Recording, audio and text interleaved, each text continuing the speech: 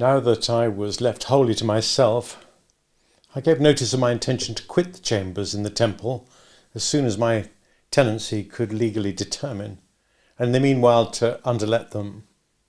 At once I put bills up in the windows, for I was in debt and had scarcely any money, and began to be seriously alarmed by the state of my affairs.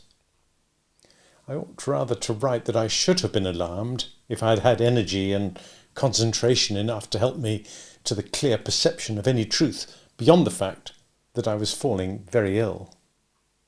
The late stress upon me had enabled me to put off illness, but not to put it away. I knew that it was coming on me now, and I knew very little else, and was even careless as to that. For a day or two I lay on the sofa, or on the floor, anywhere, according as I happened to sink down, with a heavy head and aching limbs, and no purpose and no power. Then there came one night which appeared of great duration, and which seemed to teem with anxiety and horror. And when in the morning I tried to sit up in my bed and think of it, I found I could not do so.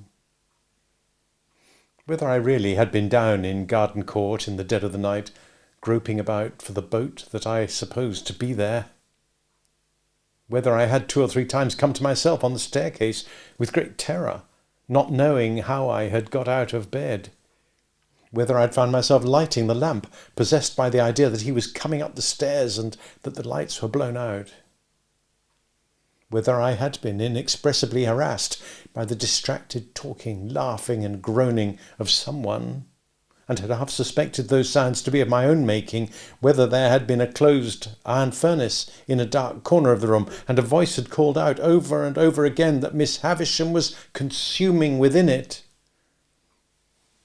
These were the things that I tried to settle within myself and get into some order, as I lay that morning on my bed. But the vapour of a lime kiln would come between me and them, disordering them all. And it was through the vapour at last that I saw 2 men looking at me. "What you want?" I asked, starting.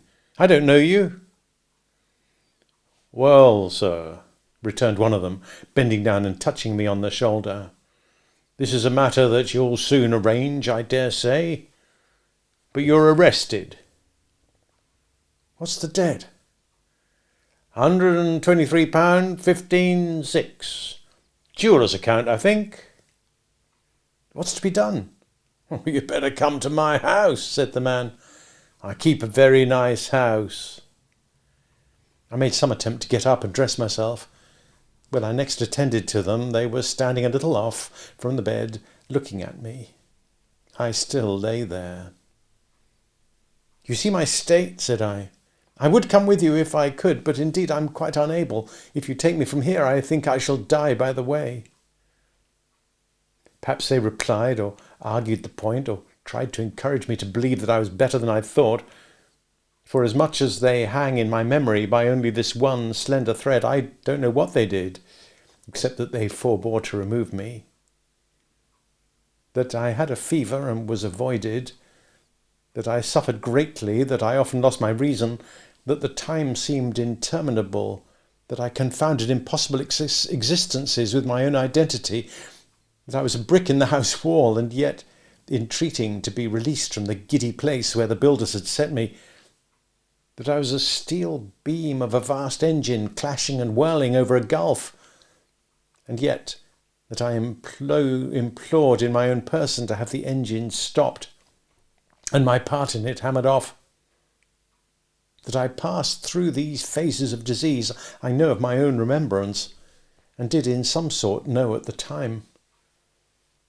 That I sometimes struggled with real people in the belief that they were murderers, and that I would all at once comprehend that they meant to do me good, and would then sink exhausted in their arms and suffer them to lay me down, I also knew at the time. But above all, I knew that there was a constant tendency in all these people, who when I was very ill would present all kinds of extraordinary transformations of the human face, and would be much dilated in size. Above all, I say, I knew that there was an extraordinary tendency in all these people, sooner or later, to settle down into the likeness of Joe. After I'd turned the worst point of my illness, I began to notice that while all the other features changed, this one consistent feature did not change. Whoever came about me still settled down into Joe. And I opened my eyes in the night and I saw in the great chair by the bedside Joe. I opened my eyes in the day and sitting on the window seat, smoking his pipe in the shaded open window, still I saw Joe. I asked for cooling drink and the dear hand that gave it me was Joe's. I sank back on my pillow after drinking and the face that looked so hopefully and tenderly upon me was the face of Joe. At last one day I took courage and said, "Is it Joe?" And the dear old home voice answered, "Which it air, old chap? Oh, Joe, you break my heart. Look angry at me, Joe. Strike me, Joe. Tell me of my ingratitude. Don't be so good to me." For Joe had actually laid his head down on the pillow at my side and put his arm round my neck in his joy that I knew him. "Which dear old Pip, old chap," said Joe. "You and me was ever friends, and when you're well enough to go out for a ride, what larks!" After which Joe withdrew to the window and stood with his back towards me, wiping his eyes. And as my extreme weakness prevented me from getting up and going to him, I lay there, penitently whispering, "Oh, God bless him. Oh, God bless this gentle Christian man." Joe's eyes were red when I next found him beside me, but I was holding his hand, and we both felt happy. "How long, dear Joe?" "Which you mean to say, Pip? How long have your illness lasted, dear old chap?" "Yes, Joe." "It's the end of May, Pip. Tomorrow's the 1st of June. "And have you been here all that time, dear Joe?" "Pretty nigh, old chap. For as I says to Biddy, when the news of your being ill were brought by letter, which it were brought by the post, and being formerly single, he's now married, though underpaid for a deal of walking and shoe leather, but wealth were not an object on his part, and marriage were the great wish of his heart." "It's so delightful to hear you, Joe, but I interrupt you in what you said to Biddy." "Which it were," said Joe, "that how you might be amongst strangers, and that how you and me, having ever been friends, a visit of such a moment might not prove unacceptable. And Biddy, her word were, go to him without loss of time." "That," said Joe, summing up with his judicial air, "were the word of Biddy. Go to him, Biddy say, without loss of time. In short, I shouldn't greatly deceive you," Joe added, after a little grave reflection, "if I represented to you that the word of that young woman were, without a minute's loss of time." And there Joe cut himself short and informed me that I was to be talked to in great moderation, that I was to take a little nourishment at stated frequent times, whether I felt inclined to or not, and that I was to submit myself to all his orders. So I kissed his hand, lay quiet, while he proceeded to indite a note to Biddy with my love in it. Evidently Biddy had taught Joe to write. As I lay in bed looking at him, it made me in my weak state cry again with pleasure to see the pride with which he set about his letter. My bedstead, divested of its curtains, had been removed, with me upon it, into the sitting-room, as the airiest and largest, and the carpet had been taken away, and the room kept always fresh and wholesome night and day. At my own writing-table, pushed into a corner and cumbered with little bottles, Joe now sat down to his great work, first choosing a pen from the pen tray as if it were a chest of large tools, and tucking up his sleeves as if he were going to wield a crowbar or sledge-hammer. It was necessary for Joe to hold on heavily to the table with his left elbow, and to get his right leg well out behind him before he could begin. And when he did begin, he made every downstroke so slowly that it might have been 6 feet long, while at every upstroke I could hear his pen spluttering extensively. He had a curious idea that the inkstand was on the side of him where it was not, and constantly dipped his pen into space. seemed quite satisfied with the result. Occasionally he was tripped up by some orthographical stumbling block, but on the whole he got on very well indeed, and when he had signed his name and had removed a finishing blot from the paper to the crown of his head with his 2 forefingers, he got up and hovered about the table, trying the effect of his performance from various points of view as it lay there, with unbounded satisfaction.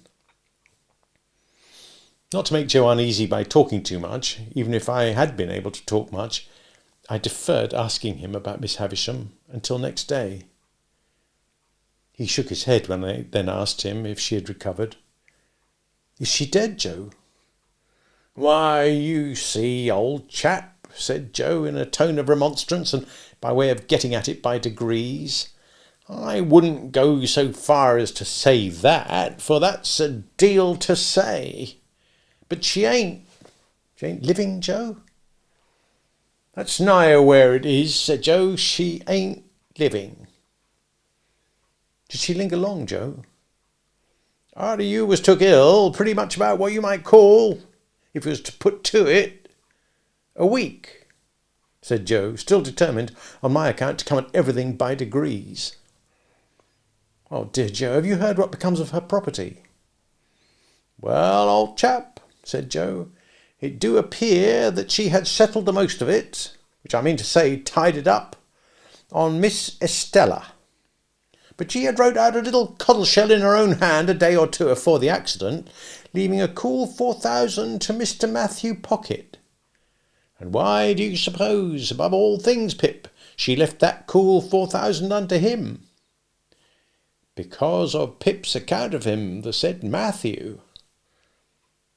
"I'm told by Biddy that are the writing," said Joe, repeating the legal turn as if it did him infinite good. "Account of him, the said Matthew. And a cool 4,000, Pip." I never discovered from whom Joe derived the conventional temperature of £4,000, but it appeared to make the sum of money more to him, and he had a manifest relish in insisting on its being cool. This account gave me great joy, as it perfected the only good thing I had done. I asked Joe whether he had heard if any of the other relatives had any legacies.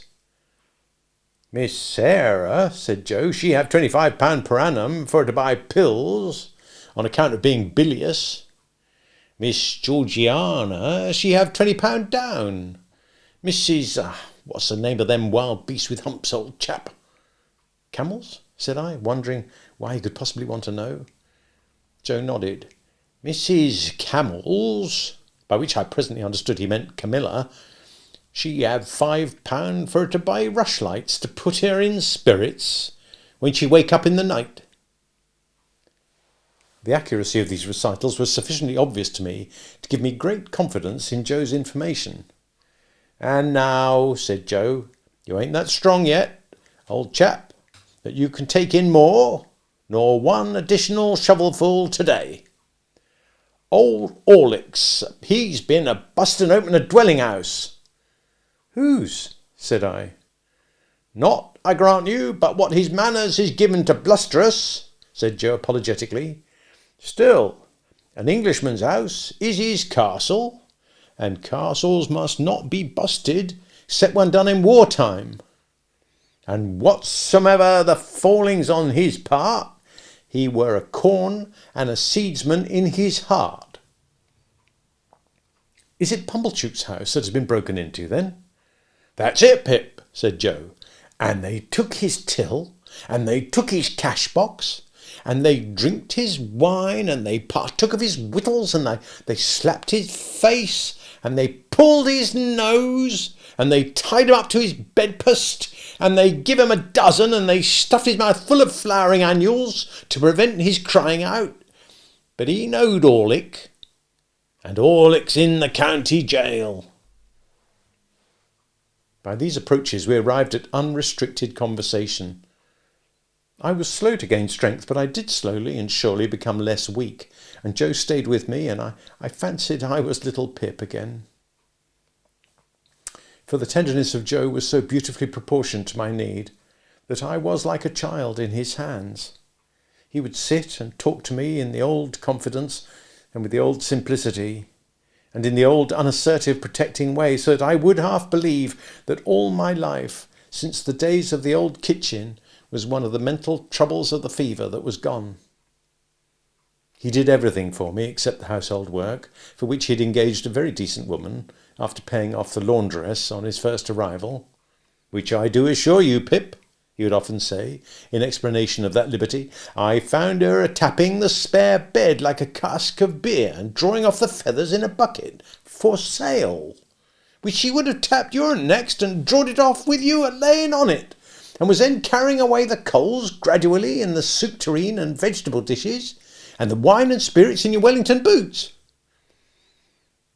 We looked forward to the day when I should go out for a ride, as we had once looked forward to the day of my apprenticeship. And when the day came and an open carriage was got into the lane, Joe wrapped me up and took me in his arms, carried me down to it, put me in, as if I was still the small helpless creature to whom he had so abundantly given of the wealth of his great nature. And Joe got in beside me, and we drove away together into the country, where the rich summer growth was already on the trees and on the grass, and sweet summer scents filled all the air. The day happened to be a Sunday. And when I looked at the loveliness around me and thought how it had grown and changed, and how the little wild flowers had been forming, and the voices of the birds had been strengthening by day and by night under the sun and under the stars, while poor I lay burning and tossing on my bed, the mere remembrance of having burned and tossed there came like a check upon my peace. But when I heard the Sunday bells and looked around a little more upon the outspread beauty, I felt that I was not nearly thankful enough, that I was too weak yet to be even that. And I laid my head on Joe's shoulder as I had laid it long ago when he had taken me to the fair, or where not, and it was too much for my young senses. More composure came to me after a while, and we talked as we used to talk, lying on the grass at the old battery. There was no change whatever in Joe. Exactly what he had been in my eyes then, he was in my eyes still, just as simply faithful and as simply right. When we got back again and he lifted me out and carried me so easily across the court and up the stairs, I thought of that eventful Christmas day when he had carried me over the marshes. We had not yet made any allusion to my change of fortune, nor did I know how much of my late history he was acquainted with.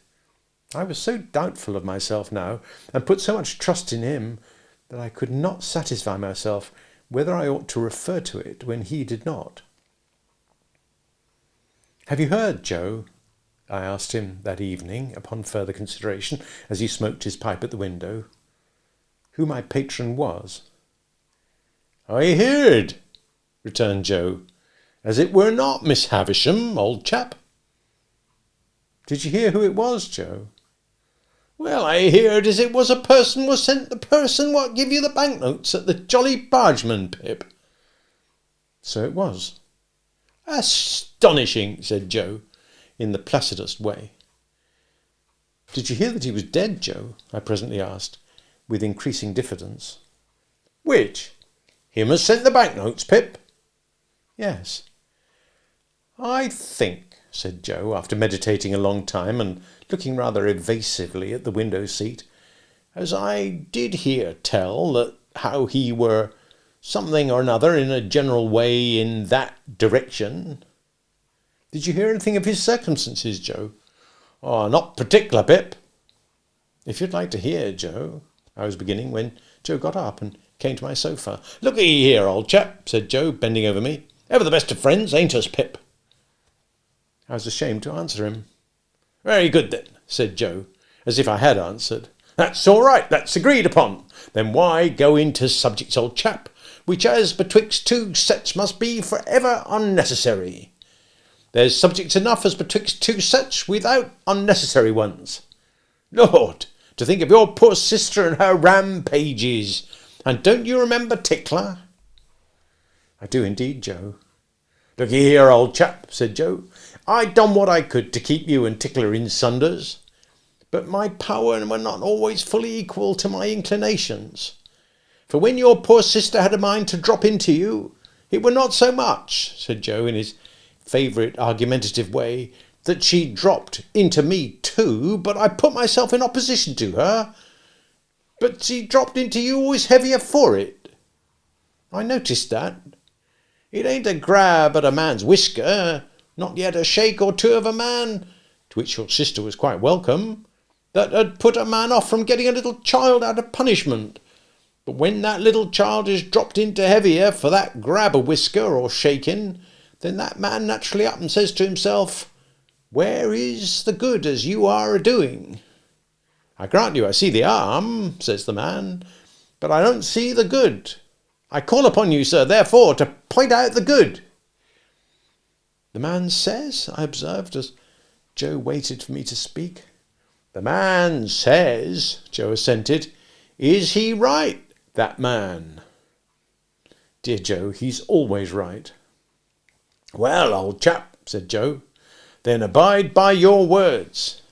If he's always right, which in general he's more likely wrong, he's right when he says this. Supposing ever you kept any little matter to yourself when you was a little child, you kept it mostly because you knowed as J. Gargery's power to part you and Tickler in sunders were not fully equal to his inclinations. Therefore, think no more of it as between two such, and do not let us pass remarks upon unnecessary subjects. Biddy give herself a deal of trouble with me afore I left, for I am almost awful dull, as I should view it in this light, and viewing it in this light, as I should so put it, both of which, said Joe, quite charmed by his logical arrangement, being done, now this to you a true friend say, namely, you mustn't go overdoing on it, but you must have your supper, and your wine and water, and you must be put betwixt the sheets. The delicacy with which Joe dismissed this theme, and the sweet tact and kindness with which Biddy, who with her woman's wit had found me out so soon, had prepared him for it, made a deep impression on my mind. But whether Joe knew how poor I was, and how my great expectations had all dissolved, like our own marsh mists before the sun, I could not understand. Another thing in Joe that I could not understand when it first began to develop itself, but which I soon arrived at a sorrowful comprehension of, was this. As I became stronger and better, Joe became a little less easy with me. In my weakness and entire dependence on him, the dear fellow had fallen into the old tone and called me by the old names, the dear old Pip, old chap, that now were music in my ears. I too had fallen into the old ways, only happy and thankful that he let me. But imperceptibly, though I held them by them fast, Joe's hold upon them began to slacken. And whereas I wondered at this at first, I soon began to understand that the cause of it was in me, and that the fault of it was all mine. Had I given Joe no reason to doubt my constancy, and to think that in prosperity I could grow cold to him and cast him off? Had I given Joe's innocent heart no cause to feel instinctively that, as I got stronger, his hold upon me would be weaker, and that he had better loosen it in time and let me go before I plucked myself away? It was on the third or fourth occasion of my going out walking in the Temple Gardens, leaning on Joe's arm, that I saw this change in him very plainly. We'd been sitting in the bright warm sunlight, looking at the river, and I chanced to say as we got up, "See, Joe, I can walk quite strongly. Now you shall see me walk back by myself." "Which do not overdo it, Pip," said Joe, "but I shall be happy for to see you able, sir." And the last word grated on me. But how could I remonstrate? I walked no further than the gate of the gardens and then pretended to be weaker than I was. And I asked Joe for his arm, and Joe gave it me and was thoughtful. I, for my part, was thoughtful too, for how best to check this growing change in Joe. It was a great perplexity to my remorseful thoughts, that I was ashamed to tell him exactly how I was placed and what I had come down to. I do not seek to conceal, but I hope my reluctance was not quite an unworthy one. He would want to help me out of his little savings. I knew that he ought not to help me, that I must not suffer him to do it. It was a thoughtful evening with both of us. But before we went to bed, I had resolved that I'd wait over tomorrow being Sunday, and would begin my new course with a new week. On Monday morning I'd speak to Joe about this change. I'd lay aside this last vestige of reserve. I'd tell him what I had in my thoughts, but secondly, not yet arrived at, and why I had not decided to go out to Herbert. And then the change would be conquered forever. As I cleared, Joe cleared, and it seemed as though he had sympathetically arrived at a resolution too. We had a quiet day on the Sunday, and we rode out into the country and then walked in the fields. I feel thankful that I've been ill, Joe, I said. Dear old Pip, old chap, you're almost come round, sir. It's been a memorable time for me, Joe. Likewise for myself, sir, Joe returned. We have had a time together, Joe, that I can never forget. There were days once, I know, that I did for a while forget, but I shall never forget these. Pip, said Joe, appearing a little hurried and troubled, there has been larks, and, dear sir, what have been betwixt us have been. At night, when I had gone to bed, Joe came into my room, as he had done all through my recovery. He asked me if I felt sure that I was as well as in the morning. Yes, dear Joe, quite. And are always getting stronger, old chap? Yes, dear Joe, steadily. Joe patted the coverlet on my shoulder with his great good hand and said in what I thought a husky voice, Good night. Then when I got up in the morning, refreshed and stronger yet, I was full of my resolution to tell Joe all without delay. I'd tell him before breakfast. I'd dress at once and go to his room and surprise him. For it was the first day I'd been up early. I went to his room, and he was not there. Not only was he not there, but his box had gone.